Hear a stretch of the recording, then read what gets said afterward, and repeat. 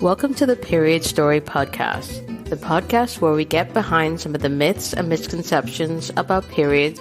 We chat with women about their period story, their first period, their journey ever since, and we open up a conversation to help break taboos and stigmas around menstruation. I'm your host, Lanice Brothers. I'm a yoga teacher and registered nutritionist specializing in women's health, hormones, and the menstrual cycle. I'm also the author of You Can Have a Better Period, the book Publishers Weekly calls an empowering debut, an informative, refreshing take on women's health. It's available from Amazon, Bookshop, and anywhere else you purchase books.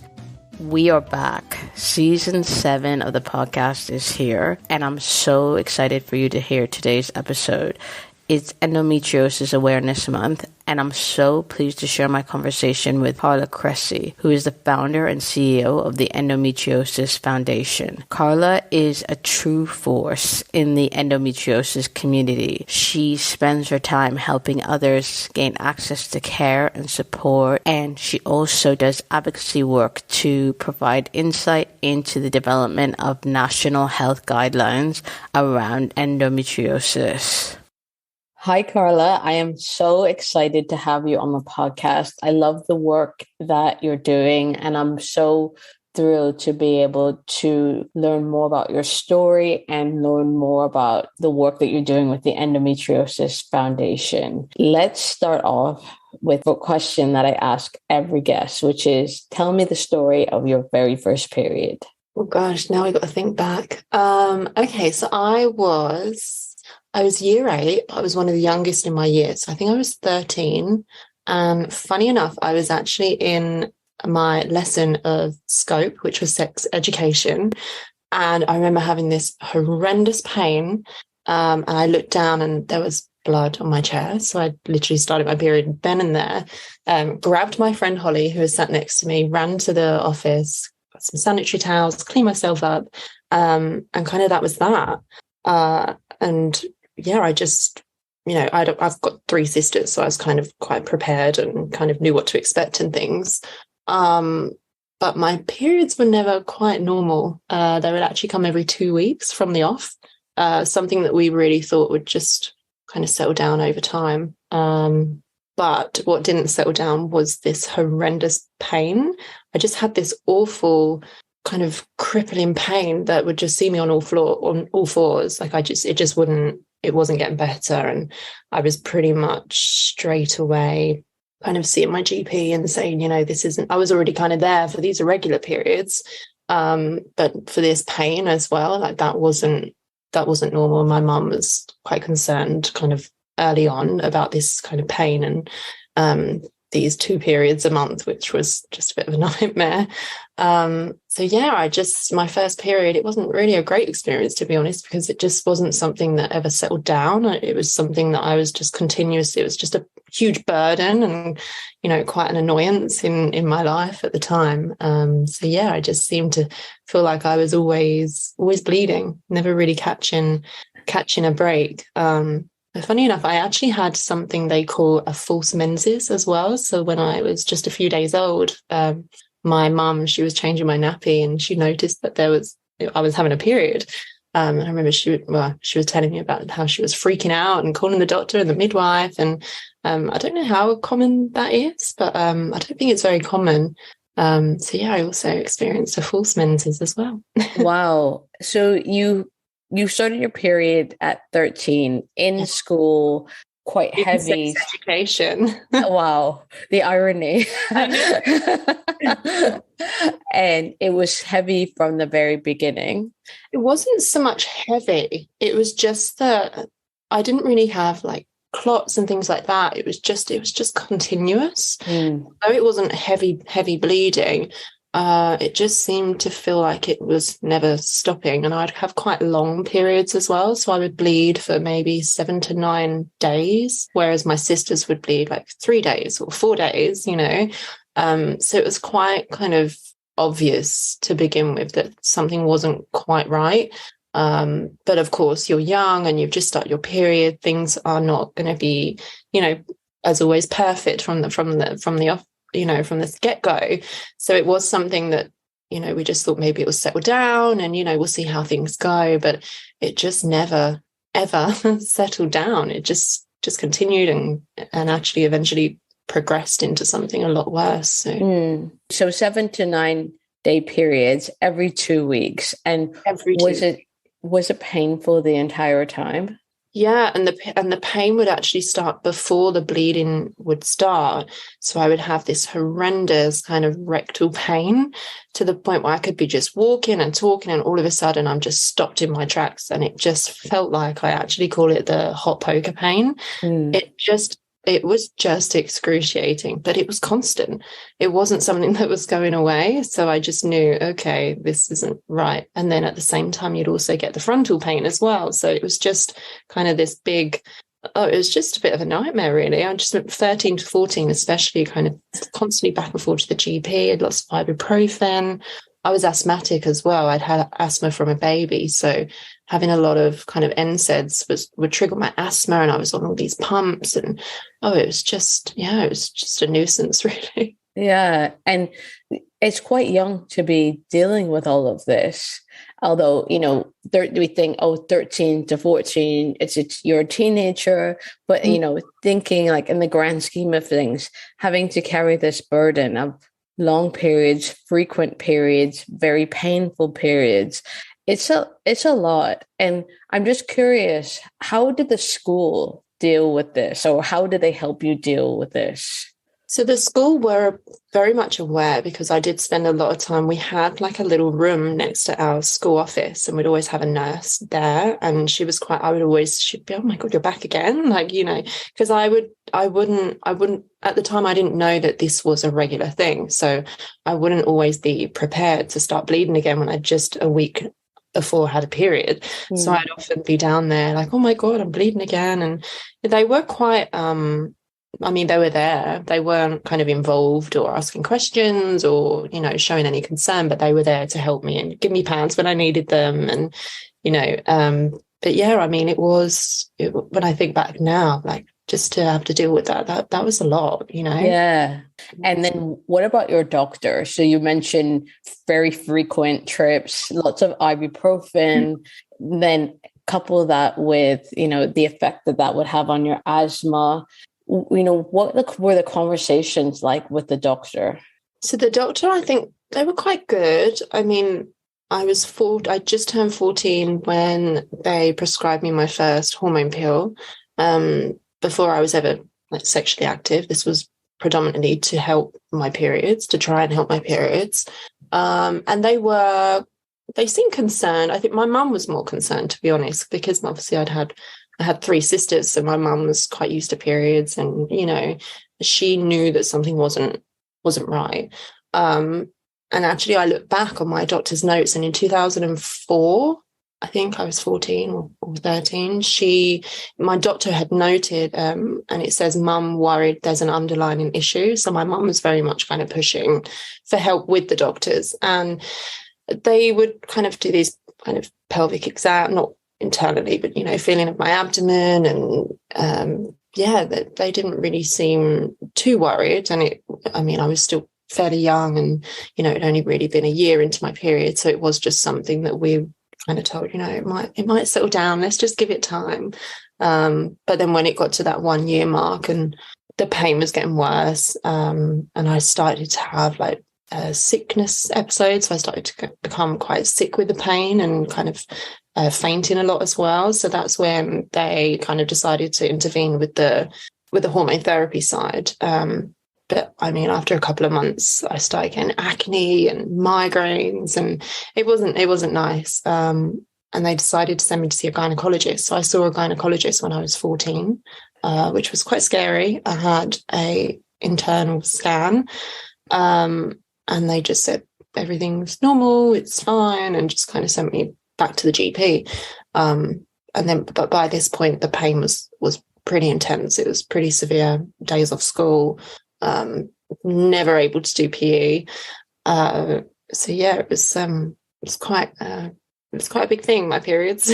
Yeah. It was kind of talked about a lot in the household. yeah, it just didn't get better. By the time actually I reached 17, I had tried 7 different hormone pills and they just weren't working. Nothing was working. I'd kind of just bleed through the pills like I wasn't even taking them. Yeah, it just didn't seem to help at all. What really I find kind of really surprising. I find it surprising and not surprising, given everything I know about, the way that some doctors can be, is that you had this severe period pain that caused you to miss school, frequent periods. You went to the gynecologist, they did a scan, an ultrasound, I assume, and then they said everything was normal when everything was clearly not normal. And I just feel a bit indignant on your behalf as like, a young teenager having to deal with all of this. How did you go back to that gynecologist? So what was the kind of pathway that you were going through the medical system when all of this was happening? So something I found really difficult, I think, was once you get that referral to a gynecologist.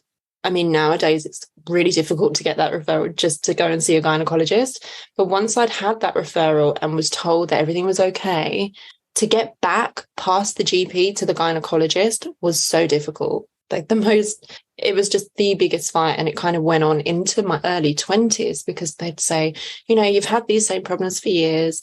Gynecologist said it was okay. Like, just kind of, persevere with the hormone treatments and whatever else. So it was so difficult. It actually kind of built this barrier in between, like, going to the GP and then seeking out for a referral for extra help. So yeah, it just made things so much harder. And by kind of 16, 17, it was obvious I was getting ovarian cysts. My stomach would extend or just extend on one side. I'd have this severe crippling pain. I couldn't move off the sofa. And my mum would be like, right, back to the GP.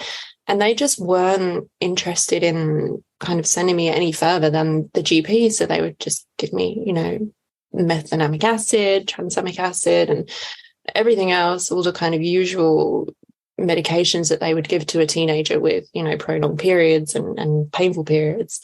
But yeah, they just didn't seem to want to push or just let me through. It was really difficult, really difficult.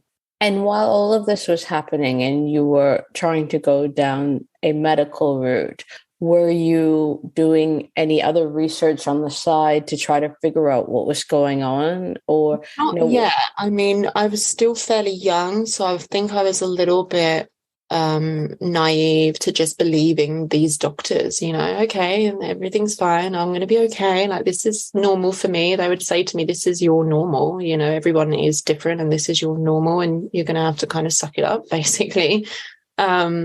So yeah, I just thought, okay, well, this is my normal. So I think it was probably when I was kind of 20, 21, 22, and I got into my first kind of serious relationship, and just having somebody else there to see these kind of periods and these episodes and these patterns was when I started to think, okay, like maybe this is.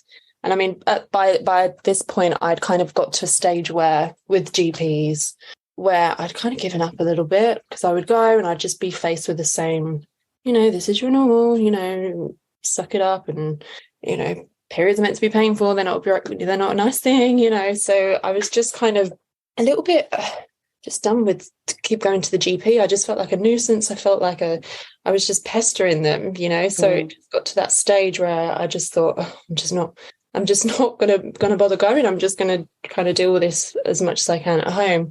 And once I was kind of sexually active and I started to experience this horrendous pain during sex and bleeding during sex, and then after sex, I would just be in tears with pain. That's when I thought, okay, this isn't right. So again, I was kind of back and forth, and I changed GPs at this point as well because I moved town. So this was a totally new kind of GP practice, and it was a lot different to my kind of GP practice growing up, where there was like 4 or 5 different GPs in this practice that I could see. So I would never see the same kind of GP twice. So if anything, thinking back, you would think that actually this could be a positive, but it was just horrendous. I just couldn't get past them to see a gynecologist. I couldn't get a referral.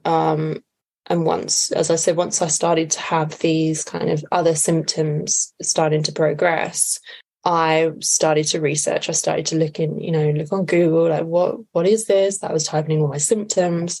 And at that time, I mean, this was 10 years ago now, endometriosis, it wasn't anywhere to be seen on the internet. And all these symptoms were kind of pointing to cervical cancer, this pelvic pain, this irregular bleeding, pain during sex. These are all very common or known signs of cervical cancer. So I thought, well, that's exactly what I have. This is what I've had for years. So I went to the GP and I said, I have all of these symptoms. As you know, I mean, I've lost count how many different hormone pills I tried by this point. And I said, I want a smear test. I was 21. I said, I need to have a smear test because I started to, you worry, you panic. And they said, well, we agree you do have these symptoms, but you are very young. So there's a chance that we can send the smear test to the lab, but it could be refused because of your age. And it was refused 3 times. So I never got to have a smear test. And my boyfriend at the time, he'd come along to appointments and he'd get a little bit kind of annoyed with the GP because, there was clearly something not right. But yeah, they just didn't really seem too bothered by, you're young, don't worry about this, don't worry about fertility, you've got plenty of time on your hands. So yeah, I just kind of gave up. I just gave up. It was tough. I just find it so stunning when, you have, if this was any other sort of pain, if you were going to the doctor and you were saying or the dentist saying, I'm getting this constant pain in my tooth, they would say, okay, we need to have a look at it. But because periods are pain is normalized, messiness is normalized, they were like, well, I've just so stunned that you saw all of those doctors and they said, well, that's your normal, when any other pain wouldn't be treated differently. I feel very indignant on your behalf. It's just what I find really interesting though is that and I've heard this from other women with endometriosis, is that when they've taken their partners with them to the GP, their male partners, they've actually had a better response from the GPs. The GPs have been more receptive to listening and taking the concerns more seriously. Did you find that with when you took your boyfriend at the time? No, I mean, we didn't get anywhere, so no. Yeah. Okay. And so then you had changed GPs, you had this boyfriend who was, from the sounds of it, very supportive, wanted to help you figure out what was going on. How did you what was the impact of what we now know as endometriosis on your life? Early 20s, you're trying to figure out who you are, you're in this relationship. What was the impact on your day-to-day life? It was tough. I worked for a company from kind of 17 to 21. And I did end up leaving. I wasn't treated unfairly. They were actually really supportive and they knew something was, we had quite a good supportive little team there. They knew something wasn't quite right, but we didn't quite know what it was. So I was continuously kind of back and forth to the doctor, having time off. And in the end, I felt so unreliable because I wouldn't know when I was due on a period. And I knew at this point, kind of age 20, 21, these periods would mean that I would be in bed for 3 or 4 days at a time, with this pain and sickness and dizziness and passing out. So I left that job and I went into another job, and it was kind of around that time my relationship broke down. And it was around that time in that job that things just really progressed. I mean, every week I was found passed out. I was passing out in the street. I was waking up and people would be around me, picking me up off the floor. It just become quite a nightmare. And I remember that the workplace, they called me into the office and I kept going to the GP and I started to get the bowel symptoms. So because of my bowel symptoms, I was just being told it was IBS. So I would kind of be sent home from work, go and see the GP, explain everything that was kind of happening, discuss the periods, discuss the bowel symptoms. They never really linked them, but I remember I would told them, this is worse when I'm bleeding. This is always worse when I'm bleeding. But they just didn't seem to listen to that. And there wasn't anyone kind of there piecing all these symptoms together. So I would just be told, it's IBS, it's IBS. So I'd go back to work and I'd say, it's IBS. And I remember at the time, I was kind of 22, 23, kind of reaching 24 at this point. I was a bit embarrassed to say that all this kind of commotion and all this, drama was caused by IBS. I didn't really know much about IBS. And I just remember feeling like silly to go back and say, oh, it's just IBS, because that's what they would say, it's just IBS. And I was kind of told, maybe you're best not working here. So I was asked to resign, which I did. And yeah, it just took such an impact. And I went into modelling. My parents put me into modelling when I was kind of 7 or 8. So I'd modelled up until I was 17. And by that point, I just remember I would be on set or be on shoots, having kind of hair and makeup, and I would just be passing out. And I just knew at that point, I can't continue with this. I'm not reliable. I can't go forward with this. So it did it did have a huge kind of impact, especially in my teenage years, but also kind of early 20s, in that kind of stage of not knowing what was wrong, but something was quite terribly wrong. I think when I reached kind of 23 was when things just turned up a notch, and these symptoms were debilitating, to the point where I was kind of being taken to hospital by ambulance, just constantly in and out of the hospital with what was what they would say was, what did they call it? A lazy bowel syndrome. So my bowel would just stop working, and I'd lost loads and loads of weight. I was quite slim anyway, but I just couldn't really eat very much. I couldn't, kind of feeling full would be really painful. Going to the toilet was painful and near enough impossible. Lots of vomiting. And I just remember I was just back and forward to the G. I was really, really unwell. When your bowel is affected by, I later found out my bowel was affected by endometriosis, but when you're suffering these bowel symptoms, it affects every part of your body, from your sleep to your skin, to, your emotional kind of health, everything. So I went through this 2-3 years of being really, really poorly, and nobody really kind of giving me good enough answers. And I just wasn't settling for, your bowel's lazy. Like, I wasn't settling for that. I'd never had a lazy bowel. I'd always been regular. I'd always kind of ate well. So I knew that it wasn't that. And I knew it wasn't IBS because I would kind of skim through all these, causes of IBS, or, what triggers these symptoms. And it wasn't anything I was kind of eating as such that was triggering my symptoms at this time. It was like clockwork. These symptoms would come same time, twice a month. And also by this point, I was bleeding for two weeks more. And one time I actually bled for 8 weeks nonstop.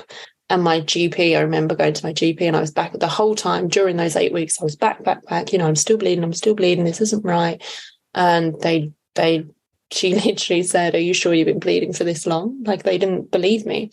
So yeah, I kind of just had this kind of relationship with a GP where if I really had to go, then I would go. But at times it just wasn't worth even sitting in that waiting room and going inside and, being vulnerable and sharing these intimate kind of symptoms, because a lot of the time it just felt like they were just kind of thrown back in your face and not really cared about. Yeah. And you just think now, like, what could have been different if they had just believed you, if they had just listened to you, taken your concerns seriously, and just believed you? I mean, everything. I think if I was taken serious, I mean, by the time I was, I think, 17, I had probably all but one of the common signs of endometriosis. So if I was diagnosed at 17, which was 8 years before I was actually diagnosed. I mean, who knows? Chances are I could have had children by now. I can no longer have children. I may not have ever needed to have a colostomy bag. My bladder reconstructed. This kind of went on so long that the whole time this condition was just progressing and getting worse inside of me. And I think the hardest part actually is that I knew for so long something wasn't right. I think that's the most frustrating kind of part of it all, because knowing something's not right and constantly, going back and forward and asking for help and just being told, it's normal, and that's what frustrates me the most, because I think not once did I just say, okay, and that was it. Like, I was there. I was a regular. I was a pest. I was always there and always, trying to get through that door. And not just with one GP. I probably saw a good 8 or 9 different GPs, around this time. So it wasn't just the one. So yeah, I think that's the most. I mean, I think life could potentially be very, very different. Yeah. Yeah, it's crazy, really. If you think back to the below the belt screening, it was last year, and thinking about all of how persistent, and you describe yourself as a pest in the best possible way.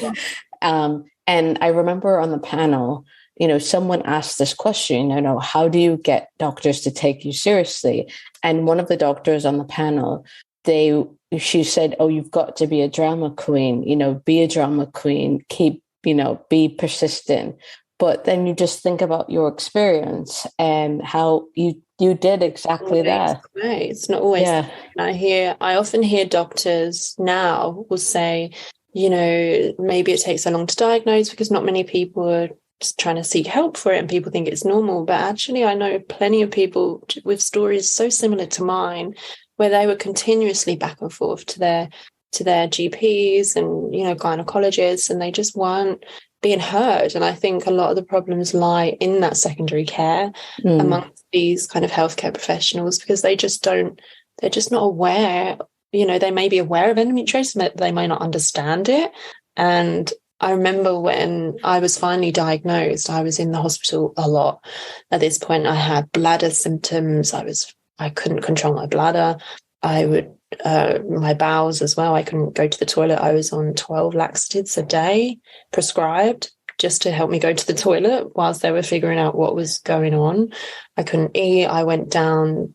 I'd always been like a UK size, like 10 growing up. But at this point, I think I was like in a 4 to 6 cloves. I was just so unwell. So it was kind of once I was in the danger zone, I was unable to eat and unable to go to the toilet. That's when the diagnosis come around. But it only really come around because of these bowel symptoms that I was having. I don't think these period symptoms would have ever been kind of looked into, really, if these bowel symptoms didn't start in the bladder symptoms and kind of everything else. I also started to get aura migraines. I didn't know much about them, but you can kind of get different forms of them, different severities. So mine, I would kind of collapse. I wouldn't be at my sight would go, my hearing would go, and my face would go numb, and I would almost look like I'm fitting. So, and my friends would think I was having a stroke or something because I couldn't feel my tongue, I couldn't speak. So that was quite a scary period as well. So I had all that going on too. But again, kind of, that was just unlucky, I think. But no one, there was so much going on, but they only really seemed to be focused on the bowel symptoms. And that's what led to them kind of going inside, doing a laparoscopy and finding out what was going on. So it took all of the bowel symptoms for you to finally get a laparoscopy. Yeah. But at this time, I want to just come back to that in a second. But at this time when, this was kind of like the peak of all of your symptoms kind of converging and worsening, were you still living an independent life, or did you have to move back home? Yeah, so I was in another relationship at this point. We were together 3.5 years. We were living together, and I'd actually trained as a beauty therapist to work from home because I couldn't physically go out to work every day. I just had to do what I could whilst I was at home. So I was kind of managing, and he was incredibly supportive. But it was so tough. I remember I would run a scorching hot bath and I would sit in this bath in between my clients just to kind of ease the pain. I would scald my back and my abdomen, like just all across my tummy, just to kind of relieve this pain. I was on pain medications like clockwork, but nothing seemed to be helping. And I remember my friends would come over and they would spend a Friday night with them just sitting next to the bath, just talking to me while I'm in the bath, because I couldn't physically get away from the heat, because as soon as I take the heat off, the pain was just there. Like I couldn't seem to find a way to just catch a break from this pain. So I was taking him for a laparoscopy and they said that I had stage 2 endometriosis. My ovaries were kissing, which is when the ovaries are kind of stuck together by scar tissue. And they said they saw some spots of endometriosis on my bowel, but it's nothing to worry about. And I shouldn't think about fertility. I was still so young. And that was it. I was kind of told that was it, go home. I wasn't given any information. And I couldn't even say the word endometriosis. I didn't even, I just remember calling my mum saying I've been diagnosed with something beginning with E. I don't really know what it is. And yeah, that was it. I went home and they gave me a report of the surgery. They'd done ablation. So yeah, they kind of just like lasered off whatever they could see, sent me home, fitted a coil.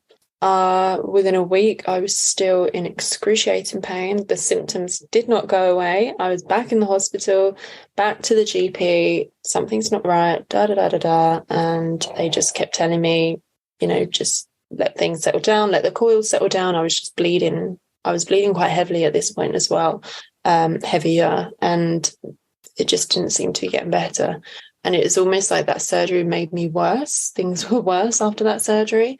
So yeah, I just went on for a few more months, still seeing the GP, and also a few hospital stints as well with the bowel symptoms and things, but it just wasn't getting better. I was just still exactly the same, if not worse. And with 6 months after that surgery, I was back in the hospital. I was rushed in with suspected appendicitis, even though I told them it's my endometriosis pain. I'm so used to this. They took my appendix out, realised that it wasn't the appendix causing my pain. A few days later, they took me back into surgery and they kind of done like an open surgery and found I had stage 4 endometriosis and frozen pelvis. And they had to drain, I think it was 2.5 liters of like blood from my pelvis. I had a lot of these cysts over these past few years as well. So I don't know what happened there, but that's when they kind of found everything. And so, yeah, I don't really know how or what happened with this first initial surgery, and how they missed so much. But yeah, I don't know. When you had that first surgery, and then when you went back to have the surgery where they, it was the open surgery, they found that you actually had stage 4 endometriosis. Were you with different surgeons? Yeah. So the first surgery was kind of by my home. That was my local hospital, but I was kind of going in between 2 local hospitals at the time, because often I'd go to A&E and they would just send me home with morphine. And I'd say, okay, great, but that's just going to help for like an hour. Like this needs to be, investigated. And the GP was still very kind of dismissive and not too kind of interested in helping there. So when I went to go and visit my mum, it was her local hospital that I was sent to and had this kind of bigger surgery. And thank God, because I was so poorly. I mean, after they took my appendix out, well, before actually they took my appendix out, I think I spent a night or 2 in there. I had septic. I was septic, and I couldn't stop being sick. So I had tubes kind of up my nose, down my throat. I had tubes everywhere. And I mean, the first thing they thought obviously was appendicitis. I had the abdominal pain. But once they took that out and they decided to take me back into surgery, at that point I was so poorly. I mean, there was one time I said to my mum, am I going to die? Like this, we didn't know what it was at this point. Why am I, like, what's happening? My infection levels were through the roof, and there was a couple of points where it was a little bit touch and go. Was I well enough to go into another surgery? But they had to go in, and they wanted to go and find out what was causing all of this. And it got to a stage where this kind of acid that I was bringing up through being sick was so hot. I had like kind of thrush around my mouth and my tongue, and it was quite a terrible time. Once they put the tubes down in my nose and down my throat, they were syringing the contents of my stomach through my nose, through the tube in my nose. So we was having to do like daily syringes for all this kind of poison, whatever it was. So yeah, it was quite a dramatic, scary time, and I was kind of aware and awake through the whole kind of ordeal. So it was something that I never ever want to have to go through again. So once they kind of done that surgery and found how bad it was, they took the coil out because that wasn't working anyway. And they referred me to a specialist hospital in London.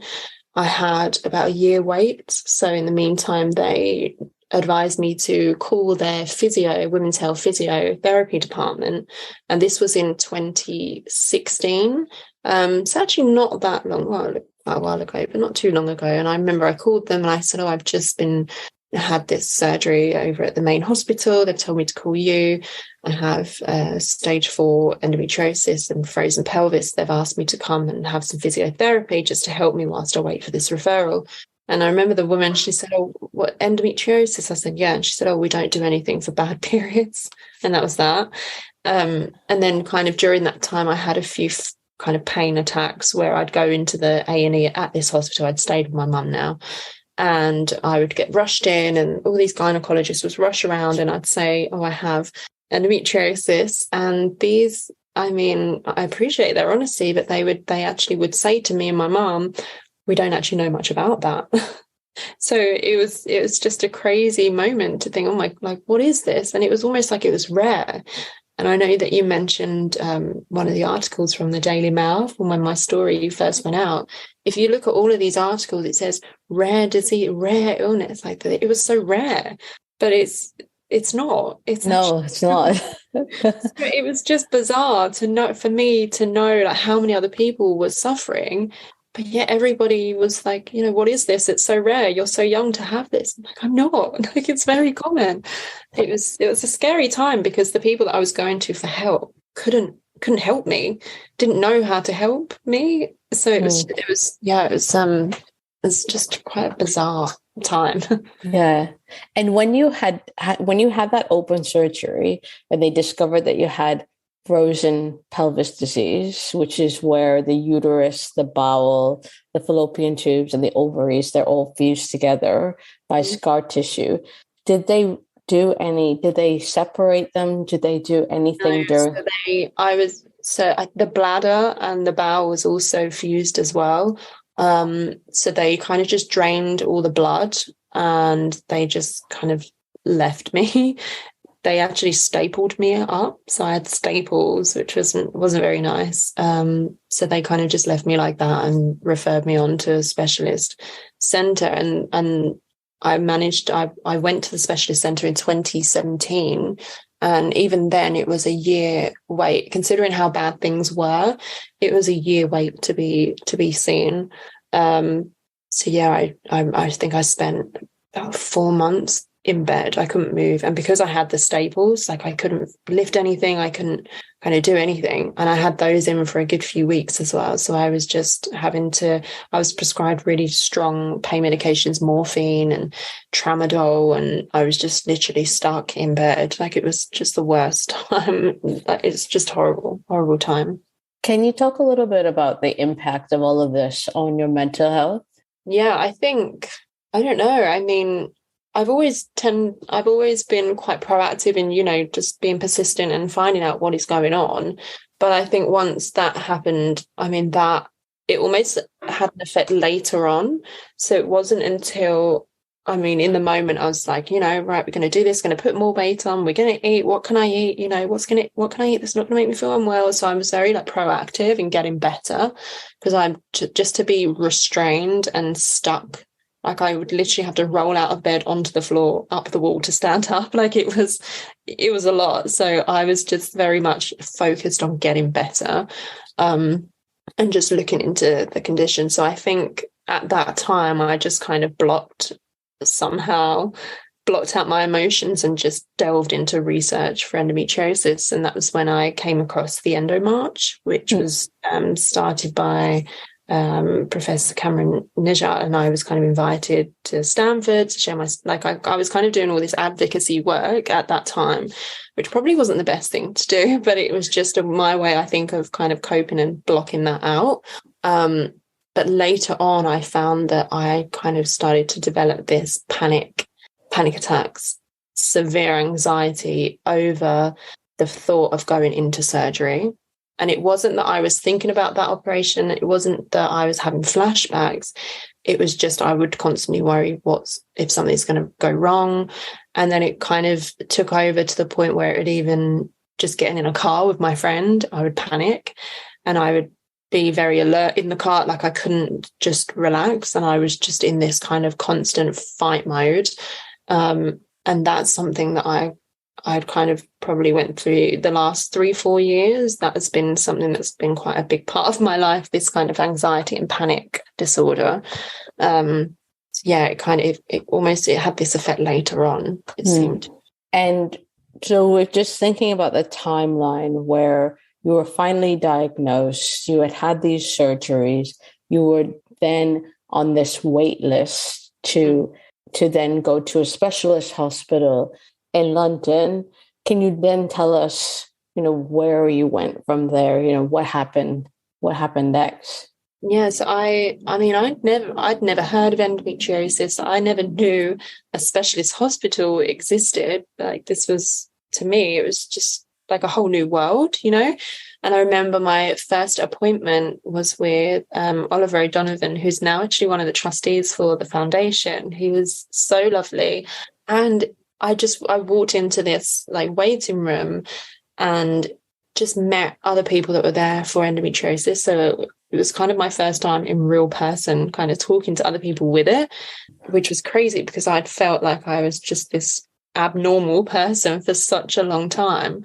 And then when I met Ollie, and everything I said, he knew, he understood, he'd heard it 100 million times. And it was just like a breath of fresh air. And I remember I had, all the scans and the exams on the day. It was a really long appointment. My mum's with me, and I think it's about 4 hours long. So it was quite an intense appointment. And they kind of scheduled me in to have another laparoscopy, but this was a laparoscopy to just go in and take a look, to then plan a further surgery with kind of a multidisciplinary team. So I'd have a urologist and a colorectal surgeon, kind of gynecologist, all combined. So yeah, I went ahead and I had this surgery with them, and the kind of what come of that was that it was pretty severe. They couldn't kind of locate one of my ovaries. They couldn't locate my fallopian tubes. There was so much scar tissue. It was all kind of stuck down and twisted. And my bowel had double looped and it was twisted. And there was kind of deep endometriosis in parts of my bowel, my bladder, my ureters.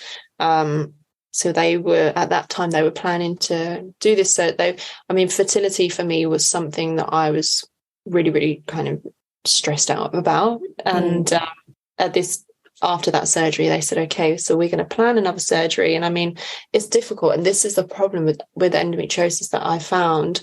You don't always know what the outcome of the surgery is going to be. And just, it's that unknown and that kind of panic. And they, at the time, were planning to go in and remove both of my fallopian tubes and possibly an ovary. I had a lot of the ovarian endometriomas, so my ovaries weren't kind of great, both of them, but one was doing a little bit better than the other. So obviously with kind of pregnancy or chances of having a biological child, I would then need to go through IVF. So during that time, I went away and I managed to freeze my eggs. But in that kind of time gap, I was put into a medical menopause. So I came off of the medical menopause, went and froze my eggs, which wasn't great. They couldn't get to one of my ovaries. So we was only working from one, which was the bad ovary, which is just typical. So I froze 4. I mean, it's not great. It's not many, but, we only need one. So positive. And then I went back to have this surgery. But during the time after freezing my eggs and then waiting for this surgery, I could tell that that things were progressing. And I was totally home. I couldn't work. I couldn't do anything. So I kind of went back and I said, things are progressing. My bladder symptoms were a lot more troubling. I mean, they were troubling before, but now I couldn't empty my bladder very well, or I'd try and, go to the toilet and I would kind of go back 3, 4, 5 times just to have a wee. Whereas I'd usually have that in one sitting. I was going 5, 6 times just to be able to empty my bladder at one time. And my bowel symptoms were just horrendous. I was living on laxatives, softeners daily. By the time I actually went to that specialist centre, I was managing to eat 1 crumpet a day. That's all I was eating because I couldn't physically eat. So I was pretty unwell. And they kind of done all these scans again, all these tests, MRIs, and they'd found that where the endometriosis had gone into the back of my bowel, it had fused the bowel to the back of my uterus. So I didn't have adenomyosis, which is kind of the uterus, but the endometriosis had actually fused and grown through the back of my uterus, which after loads of kind of, investigations and things, they were certain that I could not carry a baby to full term, and the chances of me miscarrying were very, very, very high. So that's when we had all the multidisciplinary meetings, and it was decided that a hysterectomy was the kind of next step and the best step for me. That was quite a big change around. Yeah. And so there's the kind of all the physical changes that happen with a hysterectomy. And then there's the mental side of it as well. And then there's also going into surgical menopause. So it's a lot for you to deal with. There was a lot kind of going on in a short space of time. By the time I'd had the hysterectomy, it was my 7th operation within 4 years. It was just so full on, and there was just a lot happening. I don't even think I had a moment to think about what was going on, because the minute I'd finish a hospital appointment, I was getting a new one emailed through to me for the following week, or, it was just so full on. You went into surgical menopause at 29, so very young. And can you just talk a little bit about your experience of surgical menopause? So no longer having a period, which I would imagine for you was a very positive thing, in the sense that you no longer had to deal with the pain, the potential anemia, the lack of energy. But then there's the fertility side, where there would have been that kind of mourning for not being able to physically carry a child yourself. So can you just talk a little bit about that? Yeah, I think I'll start with actually the medical menopause, because I had a real awful experience with that. And it was almost like a love-hate relationship, because although I hated the idea of the medication because of the side effects and because of the risks, there was no other medication available, and still not, that would stop my periods. And it actually, I would have to take, I was on Prostab, which is known as Lupron in the US. So I would actually switch between Prostab and Zoladex. And I would have to have the injections alongside taking northisterone, which is a progesterone, 3 times a day, just to stop my bleeding. And sometimes that wouldn't even stop my bleeding. So I was just constantly bleeding. So as you said, no energy, feeling so tired and just exhausted and drained and unwell. But I had to persevere with that. And kind of, otherwise I couldn't really get out of bed much anyway, but it was just harder to do anything. And I had terrible symptoms, really quite terrible. I wouldn't just have hot flushes, I would have hot sweats. So I would just be sat there feeling fine one minute, and the next I would be dripping. My hair would be going curly where it was just drenched. I would just drip from head to toe. My clothes would be soaking 100 times a day, constantly. And I had terrible insomnia. I couldn't sleep. Just this low mood. I had no mood. I just felt blank. I felt like no emotion. It was just the strangest feeling. I'm really quite a sensitive and emotional person naturally. So to have this mood where you just don't feel anything, it was quite scary. It was quite a dark place to be. As sleep, the insomnia was crippling. I mean, I at one time I went 3 whole days with no sleep because I just gave up trying to get to sleep. It was that bad. Oh my goodness. And by the time I'd kind of got my referral to sleep therapy through my GP, I just kind of got someplace where I was managing like 4 or 5 hours. So I just continued to do like mindfulness meditation and all of these amazing things. It was really tough. But I also developed, and this is the reason why I think they kind of recommend this treatment for only 6 months use at a time. I ended up taking it for 2.5 years because I had no other option available in between surgeries and things. Osteoporosis. So I developed osteoporosis in 3 parts of my jaw. So it was affecting my teeth, pain. It wasn't nice. So I already had this kind of a little bit of anxiety about going into surgical menopause because I was worried that it would be like that. But actually, even though surgical menopause is not great, it's not nice, it's difficult, it's hard, it hasn't been as bad as what that was. So I'm quite happy about that.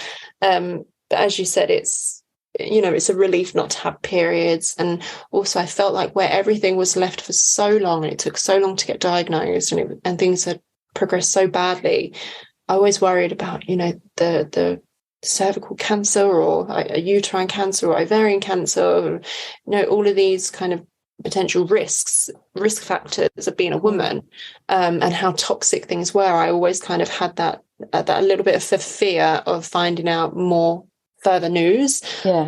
So when I had my hysterectomy, I had a total hysterectomy. So they removed they actually called it a radical they called it a pelvic clearance, my surgery. So they just removed everything, my cervix, everything.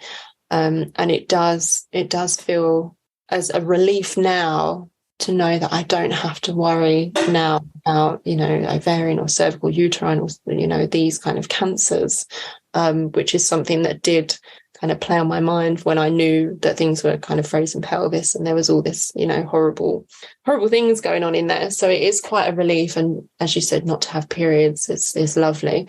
But just with surgical menopause, you then get other symptoms. And I think I'm very grateful for HRT because I wasn't allowed HRT when I was in medical menopause. So that has helped me hugely. And I've kind of spoken with Dr. Louise Newsom from the Menopause Charity a few times, and she's kind of helped guide me in getting my doses right. And my specialist has been great, and he, just kind of lets me take the lead and just listens to anything that I need. Or so that's been really helpful. But it has, I'm constantly tired, brain farts all the time. Can't remember half things I'm saying, or go off on a tangent about something and then I forget where I am. But it's just something that I'm kind of getting used to. And you do seem to kind of, with the HRT and all of these and, other kind of coping tools, it does seem to be getting better. But yeah, it's been a huge transition. It's been a lot. So I'm still kind of finding my way with it. And just learning to just kind of manage day to day and understand it a little bit better as well, because I'm not, up until probably quite recently, there wasn't much information or awareness about the menopause or endometriosis. So again, it's really just finding out more about it and just learning as you go. What I find quite remarkable is that you've had this very intense, life-changing experience. Mm. And you've then gone on to continue the advocacy work that you started for yourself on behalf of others in founding the Endometriosis Foundation.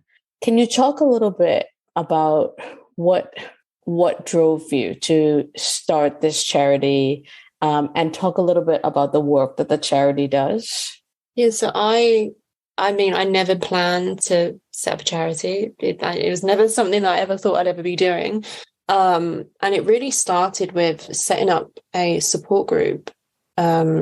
At the time, my kind of story had just been shared in the news, and I just found I had all of these people coming, like getting in touch with me, and they were going through the same, similar, or worse, or, you know, I was overwhelmed by how many people were going through this and the struggles and the complexities that they were faced with and the barriers in healthcare. And I just couldn't, it was, as I said, overwhelming just to hear how widespread this problem is, and well, still is. And it kind of led from the support group. I started a campaign. So I thought, if I knew about this when I was younger, if I just sat in a GP surgery and read a leaflet listing all the symptoms, life could have been so different. So I started a campaign, and I raised to raise awareness in schools. And it was my local MP, Sir David Amess, who sadly passed away last year, who kind of my campaign and waved it around in Parliament. And from that, we registered the Endometriosis All-Party Parliamentary Group. And then about a year later, they included endometriosis in the school curriculum, which is amazing. But still not enough. I feel like we need to do a lot more, because it is still so unheard of. And, you know, how many students will, you know, listen in those lessons. You know, it's something that I think has such a personal kind of touch to it. People really don't, and I find people just don't understand unless they're kind of going through it, or, you know, care or are close with someone that's going through it. It's so difficult to even fathom what's, you know, it can just affect every part of your life, you know. So I then decided, I was kind of reaching out to other organizations and just seeing what people were doing and how they were helping. And I just didn't see much available. I just felt like there just wasn't anything helpful to me other than a support group, which was essentially run by people like me who had it. So I just knew that there was this big gap in support and care, and this huge kind of grey area that no one was, or still no one's filling, to really make this kind of change. Because now that this support group that I set up in, I think it's 2018, it helps like 10,000 people now. And we see it day in, day out. People are going through exactly what I went through or what someone else went through. And you just see it, and it's just not getting, the awareness is increasing, yes, but the care is still the same. And actually it's probably worse, because these waiting lists now are heading up to 3 years long for a waiting list to see a specialist. And that's just to see the specialist, you know. You then have to wait and have MRIs, then you have to wait, and then you have to have MDT meetings, then you wait, and then you have surgery. There's these real long, lengthy kind of waits for treatment. But I remember when I was sent to a specialist hospital, waiting a year was tough. Like if I had to wait 3 years, physically I wouldn't have been able to cope, and mentally I probably wouldn't be here today. So I think that there's a huge problem there, and we need someone to, you know, really just champion that and just push for change. So I set up the Endometriosis Foundation in 2018. I was still really, really poorly, so I didn't plan to kind of go forward with the charity or launch the charity or anything like that for a little while. Just wanted to get my surgeries and my health. I had to prioritize my health, basically. So we're actually launching in March of this year, and our kind of main kind of areas are education, you know, awareness, of course, and campaigning, support, and also information is a huge area, because there's so much misinformation around.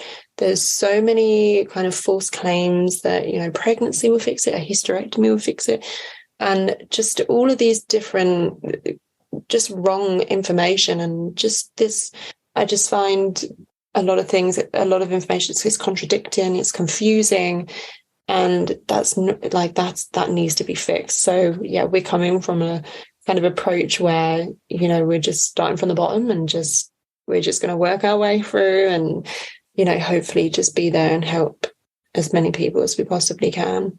I think what you're doing is amazing and it's so needed. And I know you continue to help so many people with endometriosis, but also help people learn about endometriosis and that education piece. What I'm really curious about is, what do you want doctors to know about endometriosis, and how do you think they should learn about endometriosis? I think that it really, because of this problem, it's got to have a patient's perspective on it. It doesn't work just from a textbook, So I think that just bringing that real life and that real kind of experience in front of them, because a lot of the time, I've met specialists and they're not aware, and they're there to consult with me, but they're not actually aware of my history, or they're not aware of my symptoms, or they know I'm there because I've got, this, that, and this listed, but they don't know how that actually affects me. And they don't ask how that affects, they know I'm there and I need surgery. That's all they kind of need to know. So I think that just kind of educating them and, just reminding them that we are human beings, this is our life. And actually a 10-minute appointment with a specialist that somebody's waiting up to 3 years for could change their life, could deliver them news, good or bad, life-changing news. And that appointment is something that's been anticipated, and perhaps there's been, a build-up of anxiety or fear or worry, around this appointment for such a long time. And if that patient goes in and feels disappointed, or feels like, they just doesn't feel comfortable asking the questions that they're there to ask, that's disappointing. And this is what I think, especially kind of in the specialist centres and things like that. It's amazing to have, but I think it's just reminding them of, how precious these appointments are, and they're not easy to get. It's not easy to get that referral. So chances are the person that comes through that door has probably been trying to get to that door for 7-8 years, and it's just being mindful of that. Wow.